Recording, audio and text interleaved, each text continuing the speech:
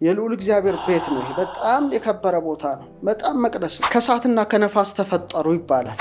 ልክ እሳትና ነፋስነት ከበለጠ ወደ ላይ እንደነሱ መሆን ያምርሃል። ማመስገኑ ተመስጦ አሁን ይሄ ራስ ነው። ከዛ በኋላ እዚህ ጋር ወረድክ። አሁን ላንግ ጋር ትመጣለህ ነው ትላለህ። አየህ እዚህ ጋር ምን ሆነ ማለት ነው? አየር ሆነ ማለት ነው።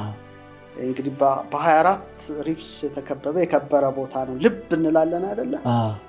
ልብ ስንል በእኛ ትልቅ ትርጉም አለው። በተለይ በቀመሩ ትምህርት ግን ልብ ወሳኝ ነው ለማለት ጂኦሜትሪዋ ይሄ ነው። የእረኛ በትር ናት እቺ 30 ላይ ያለች ናት። በደግሞ ቤት ናት። አልፋ ቤት ይባል የለ? ቤት ማለት በነው እኮ ግድግዳ ያለው ጣሪያ ያለው ለደግሞ ጫፍ አላት እና የልዑል ቤት ነው። የልዑል እግዚአብሔር ቤት ነው። ይሄ በጣም የከበረ ቦታ ነው። በጣም መቅደስ ነው። ብዙ ነገር ውስጥ አለው። ይሄ አየር ነው። አየህ ትወጣለህ። አየህ አሁን ሆድ ጋር ሲመጣ ደግሞ ውሃ ነው። ኩላሊት ኤሪያ ውሃ ከባድ ነው እንደምታየው። ከዛ መሬት ነው። ልክ እንደ ተፈጥሮ እንደ ሰማዩ እኮ ስሪት ነው። ለዛ ነው መጽሐፍ ላይ የሰው ልጅ ዩኒቨርስ ላይክ መዋቅር ዓለም ነው የሚለው ራሱ መጽሐፍ ላይ አለ አይደል? ትክክል ነው። እንደውም ወደ ታች አንወረድ፣ አንገቱን ብቻ እንቁረጠው። እሺ አይን ምንድን ነው? እሳት ነው አይደል? እንደ እሳት ብርሃን አለ፣ ቀለም አለ አይደል? አይን ላይ ዝቅ ስትል አፍንጫ ነው። ምን አለ? አየር። አፍ ጠጣርና ፈሳሽ፣ ውሃና መሬት። በፈሳሽና ጠጣር በቃ አለቀ። ስለዚህ ምድቡን ታውቀዋለህ።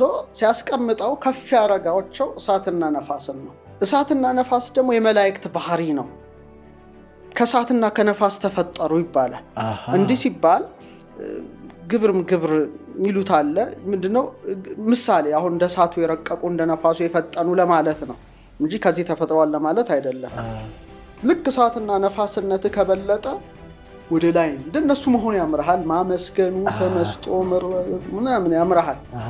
ነፍስ ወዴት እንደምትሄድ ይታወቃል። ይሄ ግን ውሃና መሬት የከበደ ነው እና ወደዛ ስትሄድ ይሄ ይገፋሃል። ተው ኧረ ብላ ዝም ብለህ ጠጣ ዝም ብለህ ውለድ ሰው ይልሃል። በጣም ትግል ነው። እርስ በርስ ይታገላሉ። አይገልጸውም። ትግል ነው። ለምሳሌ ጠበኞች መሆናቸው የምታውቀው እሳት ከውሃ ጋር ጠበኛ ነው። እሳት ውሃን ያተነዋል፣ ውሃ እሳትን ያጠፈዋል። ነፋስ ከመሬት ጋር ጠበኛ ነው።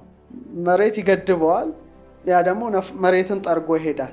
ማይጣሉት ከላይ ናቸው፣ የሚጣሉት ተታች ናቸው እና መጓተት አለ በሰው ዘንድ።